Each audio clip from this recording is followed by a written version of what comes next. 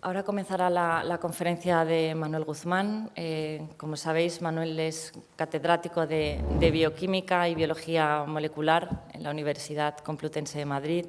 Sus investigaciones se centran en dilucidar cómo los cannabinoides afectan al funcionamiento y desarrollo de las células del sistema nervioso y cómo pueden ayudar en la lucha contra enfermedades neurodegenerativas.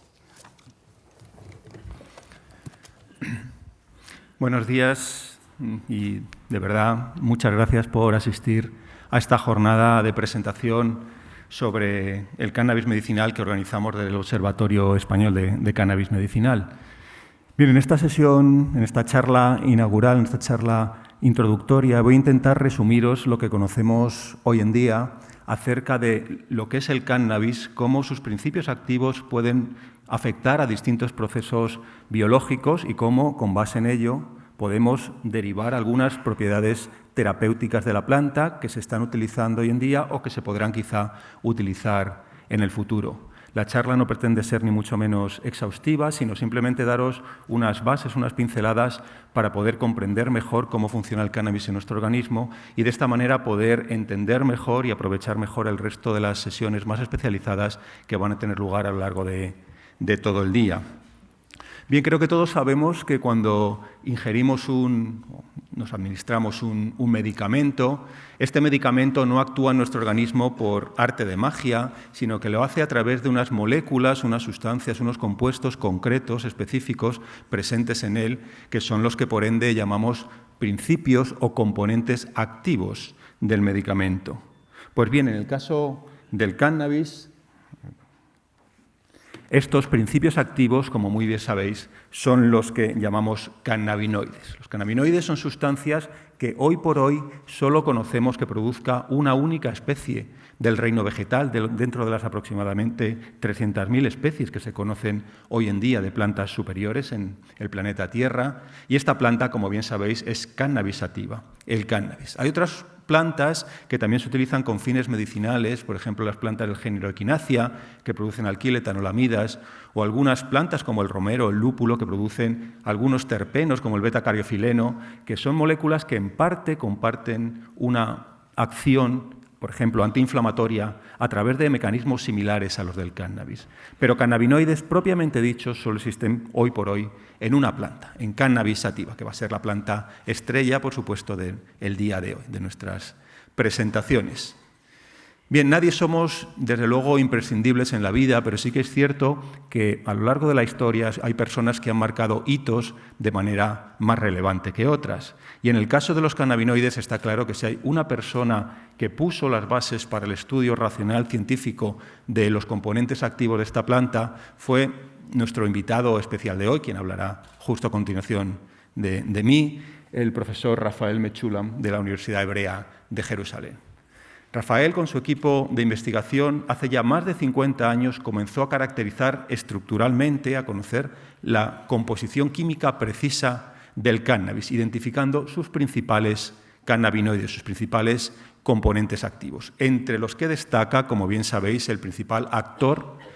biológico, bioactivo del cannabis, que es el delta-9 tetrahidrocannabinol, que generalmente abreviamos como THC, una sustancia que, como digo, ya se conoce por los estudios de Rafael Mechoulam desde hace más de 50 años, una estructura química, como veis, que contiene 3 anillos químicos junto con una cola de 5 carbonos, una cola de pentilo, y cualquiera que tenga unas nociones básicas de química, esta fórmula le retrotrae inmediatamente a la principal propiedad físico-química del THC y de otros cannabinoides, que es, como bien sabéis, su lipofilicidad, su baja capacidad de disolución en disolventes acuosos y su alta capacidad de disolución en disolventes orgánicos o en disolventes grasos. Y, de hecho, como sabéis, el THC a temperatura ambiente es un aceite y, de hecho, los aceites son uno de los vehículos más comúnmente utilizados para el consumo medicinal de cannabis. El THC, como bien sabéis, no es el único componente activo del cannabis. El THC está acompañado por más de 100 cannabinoides distintos, aparte de otros componentes de la planta, como terpenos, flavonoides, etc. Y entre el resto de los componentes, aunque todavía no conocemos la farmacología precisa de muchísimos de ellos, de hecho, de la gran mayoría de ellos, sí que podríamos destacar al segundo actor bioactivo más relevante de la planta, el, digamos, escudero de lujo del THC a nivel molecular, que es, como bien sabéis, el cannabidiol.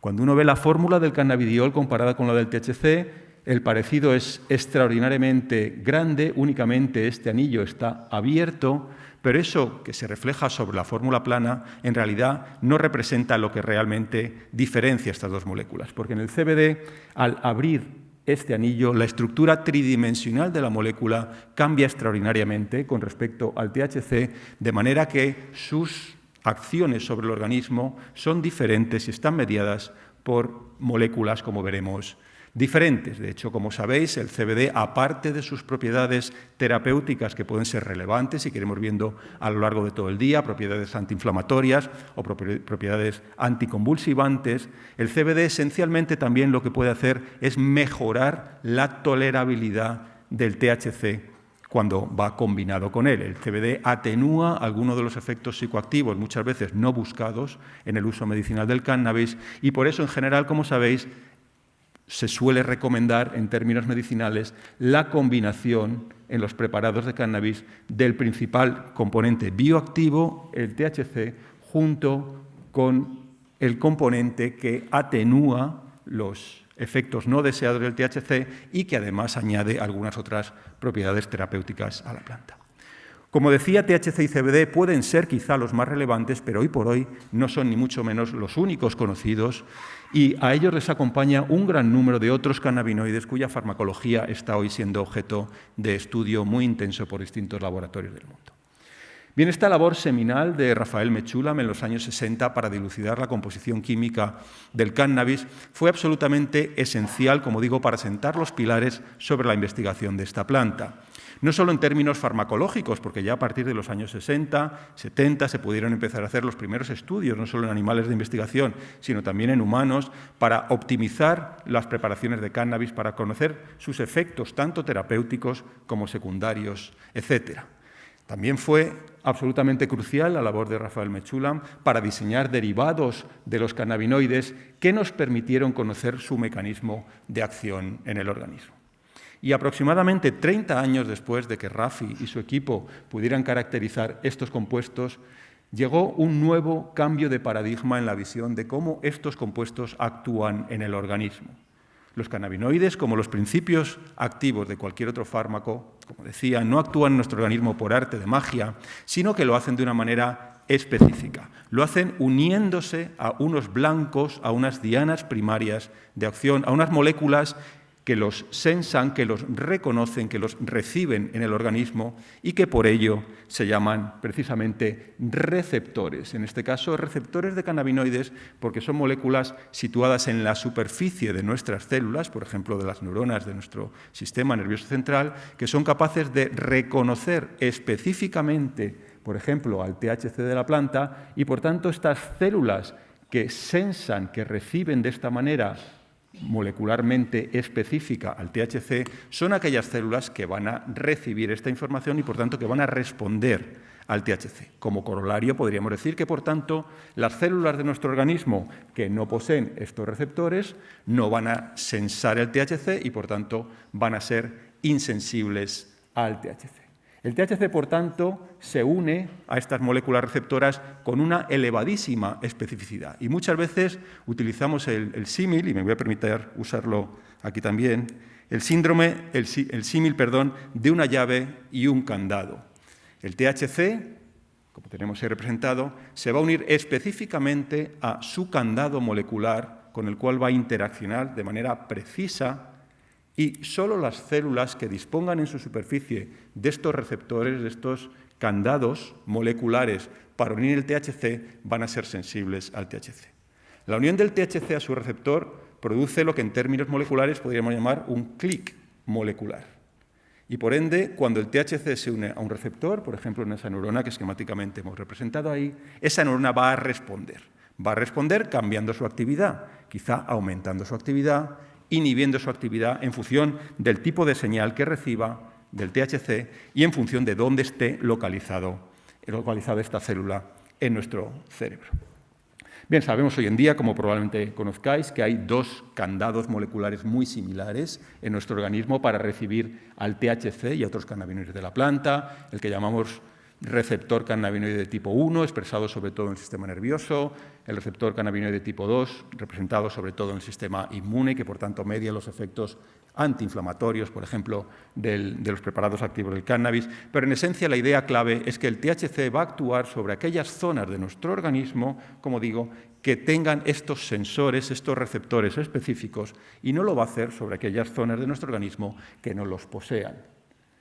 Bien, curioso este descubrimiento en los años 90 de que existen en nuestras células, por ejemplo en nuestras neuronas, unas moléculas que específicamente ligan un principio que, como decíamos anteriormente, solo produce, por lo que sabemos hoy en día, una especie de las aproximadamente 300.000 que componen el reino vegetal. Parece un capricho evolutivo el que eso se haya producido. La pregunta que obviamente surgió a raíz de este descubrimiento de los receptores específicos del THC es qué pintan esos receptores en nuestro organismo.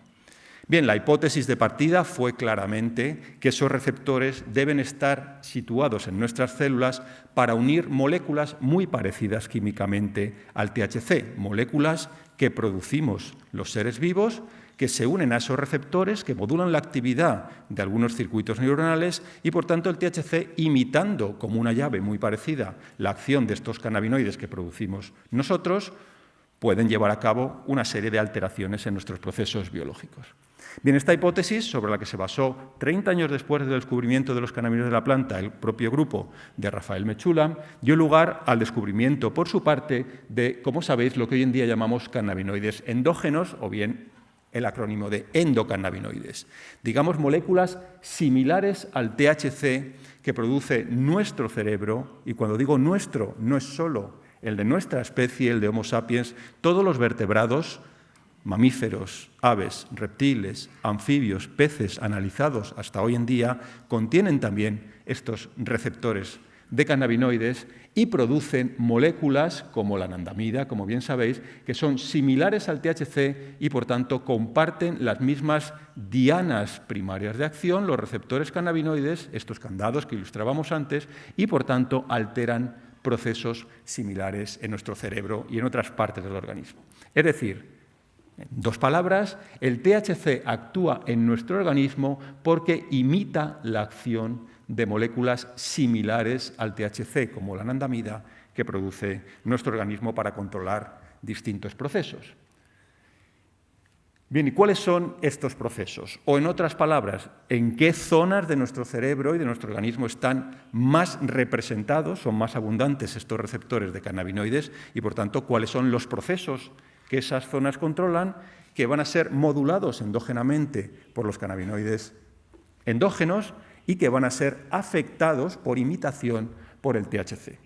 Pues, como todos sabéis, el THC de la planta, por ejemplo, afecta a la actividad y coordinación motora. Y eso no lo hace por arte de magia, sino que lo hace uniéndose a receptores cannabinoides que están localizados específicamente en zonas de nuestro cerebro implicadas en estas funciones, por ejemplo, los ganglios basales o el cerebelo. El THC, como sabemos, incrementa el apetito, y eso lo hace, una vez más, uniéndose a receptores específicos que obviamente están localizados en zonas de nuestro cerebro que controlan el apetito, esencialmente el hipotálamo. El THC afecta a los procesos cognitivos y de memoria, como bien sabéis, y eso, una vez más, no lo hace por arte de magia, sino que lo hace uniéndose a dianas específicas, a receptores específicos cannabinoides localizados en zonas de nuestro cerebro implicados en procesos cognitivos y de memoria, como respectivamente la corteza y el hipocampo. Uno de los efectos más relevantes o más clásicos de los cannabinoides en términos terapéuticos es, como bien sabéis, la inhibición de las náuseas y los vómitos inducidos por quimioterapias emetógenas utilizadas en el cáncer muy frecuentemente. Bueno, pues el efecto inhibidor del vómito y de la náusea que produce el THC, una vez más, no se produce por arte de magia, sino por interacción específica con receptores cannabinoides localizados, como cabía esperar, en los centros de nuestro sistema nervioso central implicados en la inhibición de la náusea y el vómito. Así podríamos seguir con muchas propiedades, muchas acciones biológicas y o terapéuticas de los cannabinoides, como es el control del dolor, la modulación de procesos afectivos, emociones, estrés, la disminución de la temperatura corporal, etc. Es decir, a partir de los estudios de Rafael Mechoulam y durante estos últimos 50 años hemos desarrollado ya un marco conceptual básico al menos, para comprender racionalmente por qué los cannabinoides de la planta actúan en unos procesos y no en otros en nuestro organismo, y a partir de aquí, obviamente, podemos ya entrar con más racionalidad, si se quiere, con más conocimiento de causa, en el diseño de terapias más optimizadas con cannabinoides, con el fin último, obviamente, de mejorar la calidad de vida de muchos pacientes que están sufriendo, sobre todo, enfermedades crónicas, para los cuales los cannabinoides pueden ser un buen remedio. Bien, sobre esto no me voy a detener porque vais a estar escuchando charlas a lo largo de todo el día más especializadas, pero simplemente dar un par de pinceladas para situarnos en este contexto. Bien, los cannabinoides, como bien hemos visto, actúan modulando una serie de procesos biológicos y esta modulación puede ser algunas veces interesante en términos terapéuticos. Terapéuticos no quiere decir bueno o malo, y mucho menos en términos éticos. Si un atleta va a correr una final olímpica de 400 metros, obviamente no le va a interesar disminuir su capacidad motora fumándose un porro antes de la competición.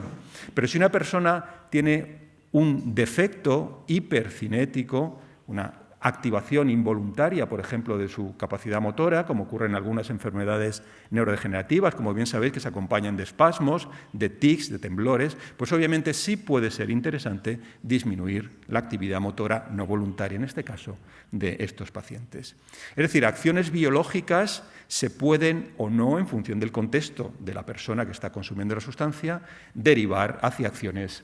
terapéuticas. Obviamente, los principios activos del cannabis, de la propia planta, bien la planta en forma herbal o bien preparados como aceites, como bien sabéis, es una fuente obvia y clara de cannabinoides. Se han hecho ya también distintos medicamentos, como también conocéis, aprobados oficialmente por distintas agencias reguladoras, que contienen extractos más o menos crudos de la planta, como el Sativex, compuestos puros, por ejemplo el THC, que son cápsulas de marinol, el Cesamet, que es un derivado sintético del THC, la nabilona, el Epidiolex, como sabéis que es un preparado con CBD, etc. Entonces, una primera cuestión que obviamente uno puede plantearse es la utilización de mezclas de compuestos frente a la utilización de compuestos puros. Y en general, hoy por hoy, la tolerabilidad suele ser mejor y quizá también, en muchos casos, el efecto terapéutico cuando combinamos, como hemos visto antes, distintos cannabinoides que pueden producir distintos efectos complementarios en términos terapéuticos y además algunos de ellos, como el CBD, atenuar algunos efectos no deseados de otros de ellos, como el THC, pero esta primera cuestión de compuestos puros frente a mezclas de compuestos es una cuestión que siempre uno se plantea en farmacología. Hay una serie de parámetros que técnicamente denominamos ADMET, que puede parecer un tecnicismo, pero realmente es algo bastante intuitivo, que definen cómo de bueno o malo en general es un fármaco, cómo de eficaz o no eficaz y de seguro o no seguro es un fármaco. Simplemente por resumir, y esto lo veremos a lo largo de todo el día, existen ya vías de administración, como sabéis, bien estandarizadas para los cannabinoides, y destaco quizás la vía oral, generalmente en forma de aceites o preparados similares, para, digamos, dosis de mantenimiento, con una cinética más pausada, digamos, y más suave, frente a unas vías que pueden inducir la entrada más rápida de los cannabinoides en nuestro organismo y que pueden ser útiles también en distintas situaciones, como, por ejemplo, la forma vaporizada. Los cannabinoides, como bien sabéis y hemos dicho anteriormente, son sustancias muy lipofílicas, muy ávidas por disolventes orgánicos y nuestro organismo por tejidos que contienen una alta cantidad de lípidos, es donde los cannabinoides se encuentran más cómodos químicamente, y de hecho la inmensa mayoría de los cannabinoides que entran en nuestro organismo van a parar a los dos tejidos más relevantes en cuanto a contenido lipídico. Uno es el tejido adiposo, el tejido graso, y otro es el cerebro, donde los cannabinoides obviamente ejercen sus efectos más prominentes. El metabolismo de los cannabinoides es lento, son sustancias, como sabéis, que les cuesta entrar, les cuesta distribuirse por su lipofilicidad y que se mantienen durante generalmente varios días en nuestro organismo. La vía de excreción es bien conocida y su vía de metabolización es una metabolización que ocurre a nivel hepático, se excretan a través de la orina. Todos estos parámetros son ya muy bien conocidos para los cannabinoides. Y como bien sabéis, tenemos la clara suerte de que los cannabinoides son compuestos sin toxicidad aguda. Por ejemplo, sus receptores no están localizados en centros que controlen de manera crítica la contracción del diafragma o la contracción cardíaca, con lo cual no tenemos riesgo de paradas cardiorrespiratorias, por ejemplo, o de alteraciones importantes en estos parámetros vitales básicos. Y realmente, como para cualquier medicamento, debemos buscar lo que conocemos como balance terapéutico, es decir, no solo sus efectos terapéuticos deseados, sino también reducir todo lo que podamos los efectos secundarios no deseados, porque quizá colocarse con cannabis pues puede ser entretenido para una vez o para 2 veces, pero para un paciente que quiere mantener, digamos, una actividad laboral o vital más o menos constante y que está tomando cannabis todos los días, pues probablemente pierda la gracia. Entonces, debemos obviamente balancear qué efectos terapéuticos estamos buscando junto con los efectos secundarios de los cannabinoides, que generalmente, como sabéis, son efectos psicoactivos y en algunos casos, pocos, pero en algunos casos también hay que tener en cuenta algunos efectos cardiovasculares.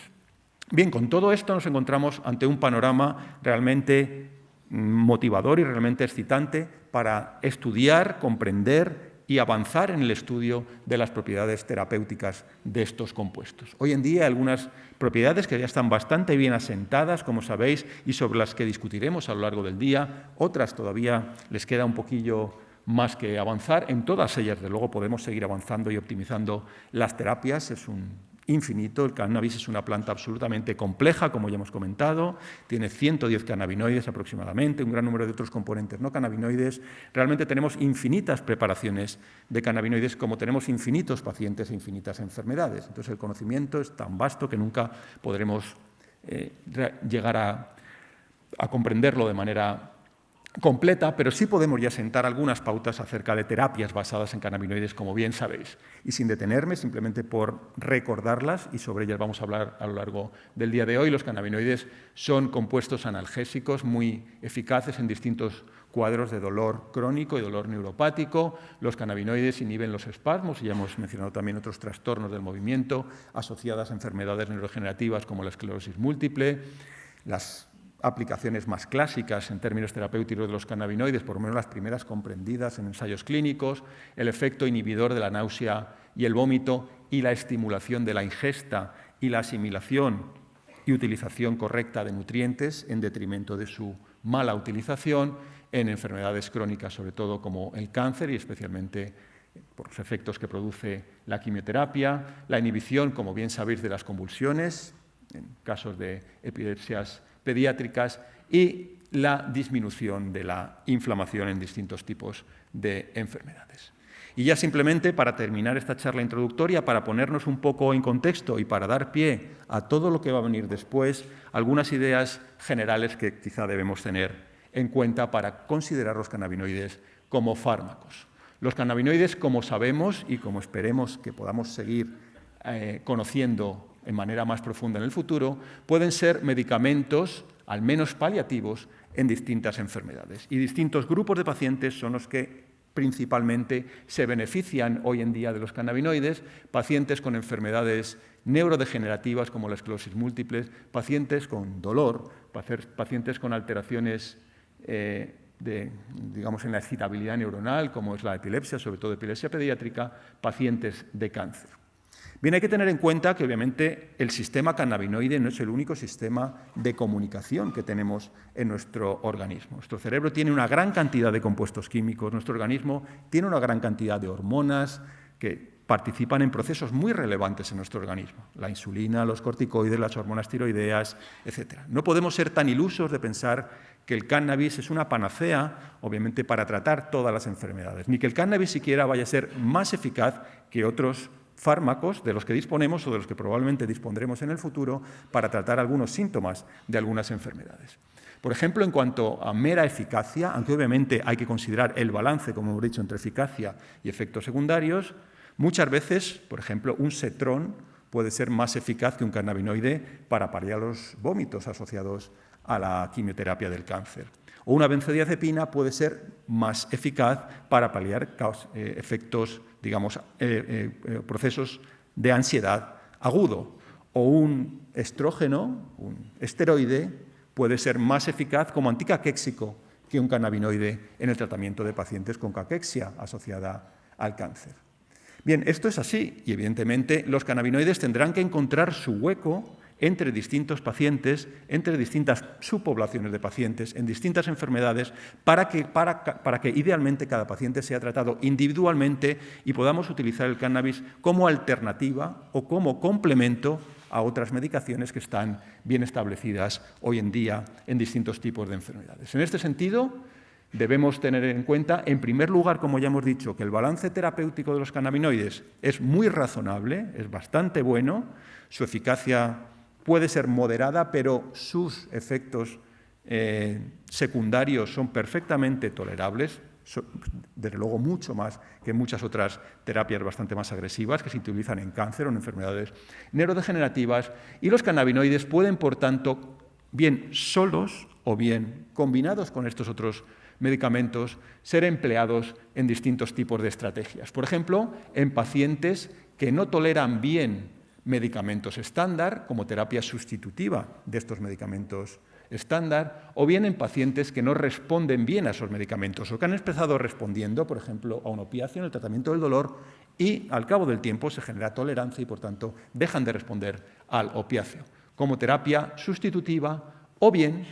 y eso es una de las grandes vías de investigación en el cannabis medicinal, como terapia combinada, cómo pueden sinergizar o complementar los cannabinoides la acción de otros fármacos ya conocidos hoy en día. Y, desde luego, el grupo de pacientes o los grupos de pacientes que más se están beneficiando hoy el día de los cannabinoides, y esperemos que siga siendo así y cada vez más, son pacientes en general con baja calidad de vida, con enfermedades crónicas que tienen muy distintos tipos de síntomas, de manera que con un solo preparado, aunque sea complejo molecularmente, como son los preparados del cannabis, podemos ejercer efectos analgésicos, efectos anticonvulsivantes, efectos ansiolíticos, efectos anticaquéxicos, etcétera, para mejorar de forma dramática muchas veces la calidad de vida de estos pacientes.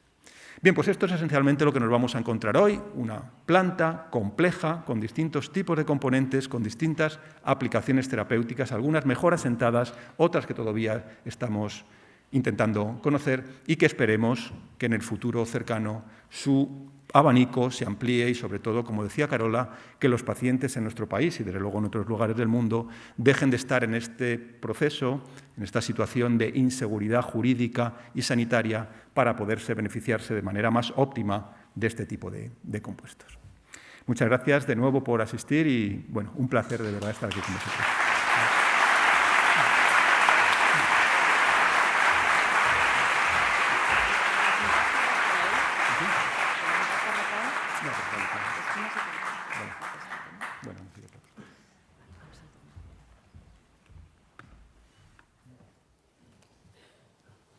Si tenéis alguna pregunta para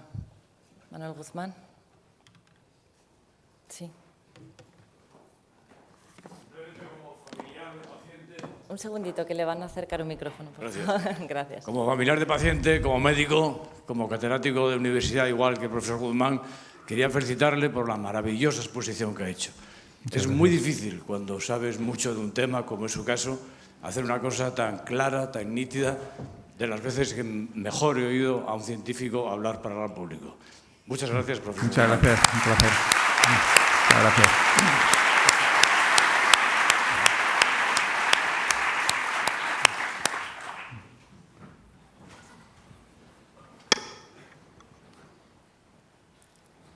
I would like also to thank Manuel Guzmán. It was a brilliant presentation, and thank all of you for doing this today. I'd like to ask, because where you were talking about the medications, there was a reference also to synthetic forms of cannabinoids. If there is an opinion at this time as to whether or not the synthetic version of cannabinoids has the same effect as the natural cannabinoids. Thanks. Bien, voy a contestar en castellano para que sea comprendible por la audiencia. Bien, la cuestión que se plantea, como habréis podido escuchar, es qué conocemos y cuáles son las opciones terapéuticas derivadas de los cannabinoides sintéticos frente a los cannabinoides naturales. Bien, hacer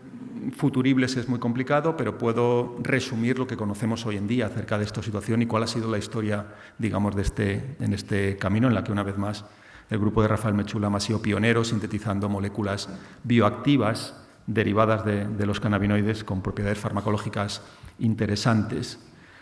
Bien, es una práctica habitual, lo ha sido a lo largo de la historia de la farmacología, partir de compuestos naturales, partir de mezclas muchas veces de compuestos presentes sobre todo en el reino vegetal y a partir de ahí aislar esos componentes activos de los que hablábamos, esos principios activos, y modificarlos químicamente para intentar mejorar sus propiedades farmacológicas, mejorar su actividad biológica, disminuir sus efectos secundarios, disminuir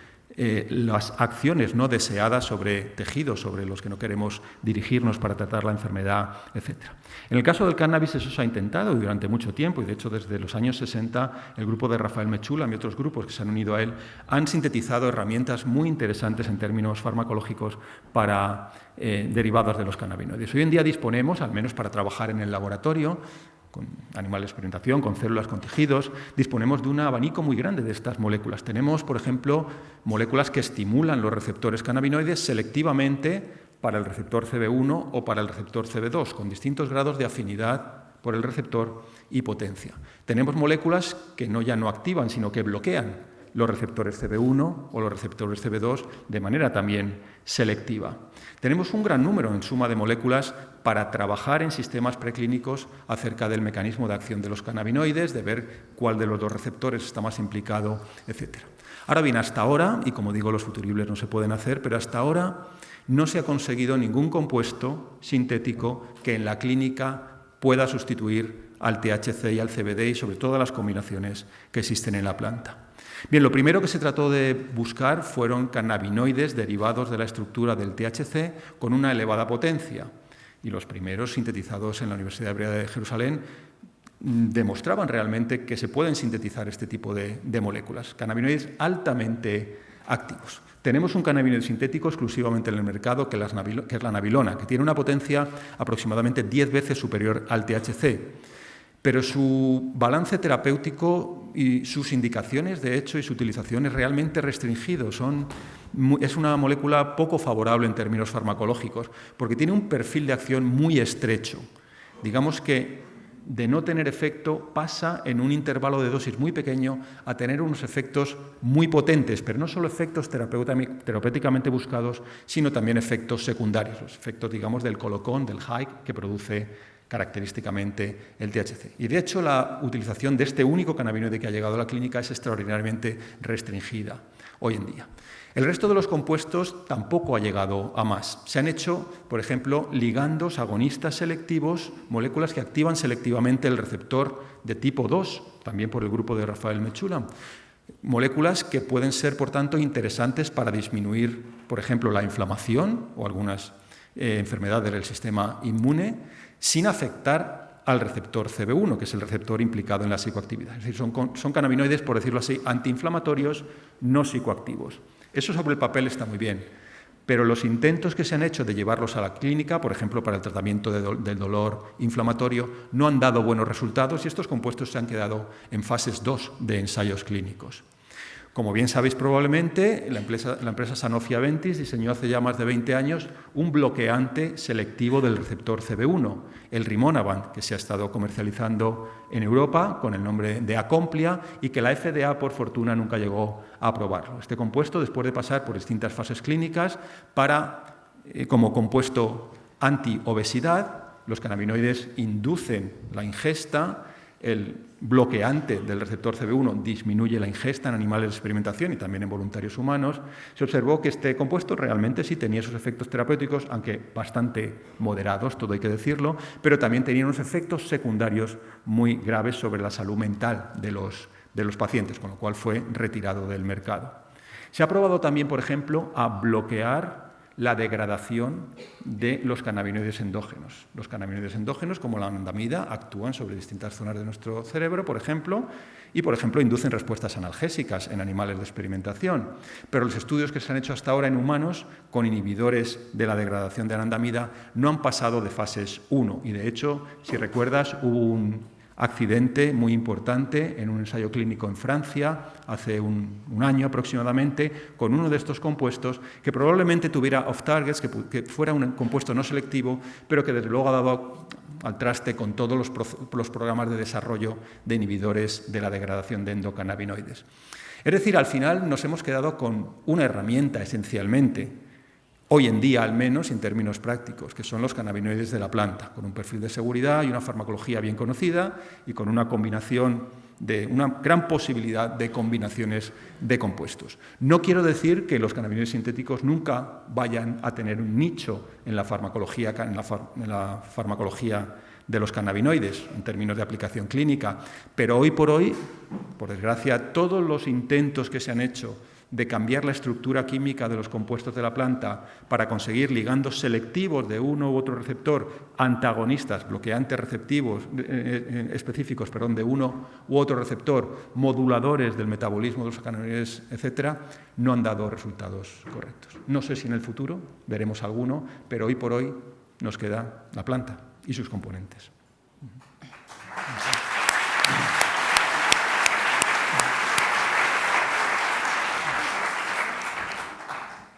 Buenos días, Manuel. Enhorabuena por tu trabajo. Gracias. Mi pregunta es si es necesario que los cannabinoides estén descarboxidados para que cumplan su función benéfica en el cuerpo, o se pueden tomar también crudo, en zumo, por ejemplo. Eso es una cuestión todavía abierta. En principio, digamos, el dogma farmacológico, y por lo que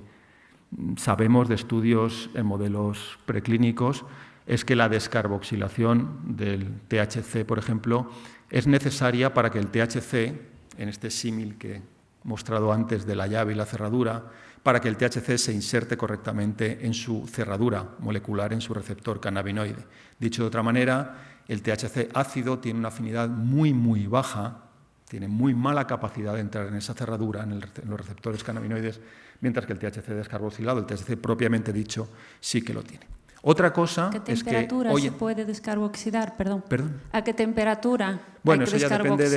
de los preparados, depende del mecanismo, pero generalmente o bien se hace un aumento de temperatura suave, digamos 60-70 grados durante un periodo de varias horas, por ejemplo, o un aumento de la temperatura más brusco durante pocos minutos. Eso depende de la receta que cada uno siga. Pero lo que sí iba a comentar es que hoy en día existe un renacimiento también en el estudio de otros cannabinoides que no sean el THC y el CBD, entre ellos el THC ácido y el CBD ácido. Y es probable que haya propiedades farmacológicas de estos compuestos que sí que se están ensayando. Por ejemplo, las propiedades anticonvulsivantes del CBD ácido frente al CBD no parecen ser muy diferentes. Entonces, ahí tenemos también un nicho muy interesante para trabajar. Como he dicho, hay muchos cannabinoides cuya farmacología no conocemos, entre ellos los cannabinoides carboxilados, y quizás en el futuro podamos tener alguna sorpresa agradable en este sentido. Pero hoy por hoy, al menos el dogma, es que el THC necesita descarboxilarse para mediar sus efectos, digamos, clásicos a través del receptor CB1 o del receptor CB2.